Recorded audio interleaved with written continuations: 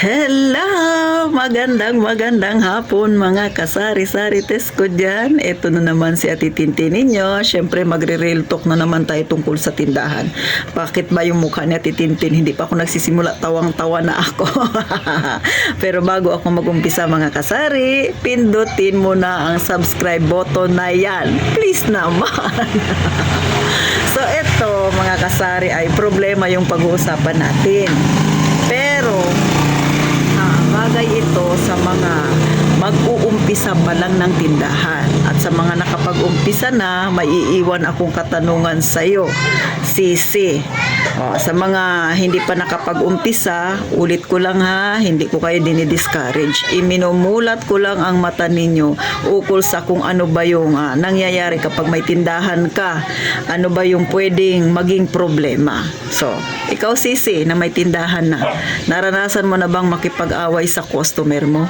Yung makipagsagutan ka, parehas kayo babatuhan kayo ng maaanghang na salita, no? Sa totoo lang, hindi naman sa kinakampihan ko yung may tindahan kasi may tindahan ako. Pero minsan, kaya nakakapagsalita ng masakit yung isang taong nagmamayari ng tindahan kasi ito namang si customer nangungutang, hindi marunong magbayad. Syempre tayo, hindi naman natin hinihingi yung ating paninda doon sa grocery store. Tayo ay namumuhunan din naman. Tapos pagka yung pinautang mo hindi nagbayad sa'yo, syempre malulugi ka. Ang siste kasi ganito. Syempre nagtiwala ka kadalasan yan sa magkakaibigan, sa magkakapitbahay, sa mga kalapit mo pang kumbaga malapit sa puso mo, kagaya ng mga kamag-anak mo, di ba? So hindi yan minsan talaga maiiwasan, talagang dumarating na mangungutang sila sa iyo. So minsan pinapabayaan lang natin na hindi sila makapagbayad sa atin. Pero may time kasi na umaabot na ng 1 buwan, 2 buwan. So, minsan, si tendera pupunta doon sa bahay ni customer, tapos tatanungin, o kaya sisingilin, o kailangan mo na yung pera, kailangan nang magbayad. Ang nangyayari, itong customer natin na nangutang sa atin, pagka pinuntahan mo doon sa bahay nila, sila pa yung galit. Sila pa yung nagtatatalak. Sila pa yung malakas ang loob na magsalita ng masasakit sa iyo. Di ba? Sasabihin, hindi ka makaantay. Kapitbahay mo lang naman ako, parang hindi ka babayaran. Sabi ko sa'yo, sa susunod na buwan. Sila na yung nagdesisyon sa'yo. Sila na nga yung may utang, sila pang nagdesisyon kung kailan kanila babayaran. Ikaw naman, kaya ka naningil kasi kailangan mo na yung pera. Yung binitawan nilang salita sa'yo, pinanghawakan mo, kaso hindi naman natupad. So, syempre, ang tendency, ang gagawin mo, pupunta ka doon sa may bahay na customer na nangutang sa'yo para siya ay singilin. Kaso, hindi kayo nagkaintindihan kasi kakatok ka pa lang, ha? Hindi ka pa nakakatok ng 3 beses. Pagbukas niya, nagtatatalak na siya. Syempre, ikaw na may tindahan, parang ikaw yung napahiya. So, hindi maaring hindi ka rin makapagsalita ng hindi maganda. So, ang nangyayari, hindi ka na niya talaga totally babayaran. Pero sa tingin ko, wala naman talaga siyang planong bayaran ka. Kasi kung may plano siyang bayaran ka, dapat nung hindi siya nakabayad sa'yo, pumunta na siya sa tindahan mo nakipag-usap. Kaso, inantay ka pa niya na singilin mo siya. Sisi, ginawa mo na ba yung ganyan? Hanggang nagkabaranggayan kayo. Sa mga wala pang tindahan dyan, hindi ko kayo tinatakot. Pero pwedeng mangyari ang ganyan. At talaga namang nangyayari yan. Di ba? Nanonood kayo sa Facebook. Di ba? May lumalabas na ganyan. Mga magkakapitbahay. Di ba? Dahil lang sa utang. Sa kakaunting halaga, nag-aaway sila. Pero kung iisipin mo mga kasari, maliit nga na halaga.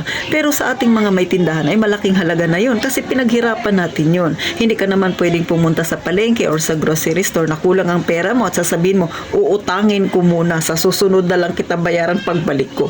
O pwede ba yung ganun? Di ba? Hindi. Tapos yung customer mo, ganun-ganun lang pag pumunta sa tindahan natin. Uutang, tapos hindi magbabayad. Talagang iinit ang ulo natin yung mga may tindera. mga tindera. O di ba mga kasari? Pero minsan, napapaisip na lang tayo mga kasari, no? Ako, nakakapanood ako ng ganun. Pagka sinisingil, minsan humahantong pa sa hindi magandang bagay, di ba? Yung mga ganong klaseng tao, pag siningil mo, sila yung galit na galit. Para maiwasan yan mga kasari, ha? Ito ang the best na solusyon.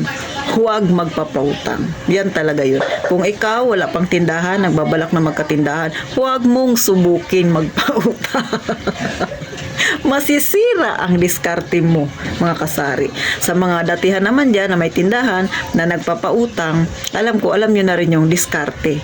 Piliin yung mga nangungutang na nagbabayad lang talaga. Hindi naman masamang magpautang, pero maging maingat at piliin yung mangungutang sa atin para hindi tayo umabot sa ganong senaryo na magkabaranggayan.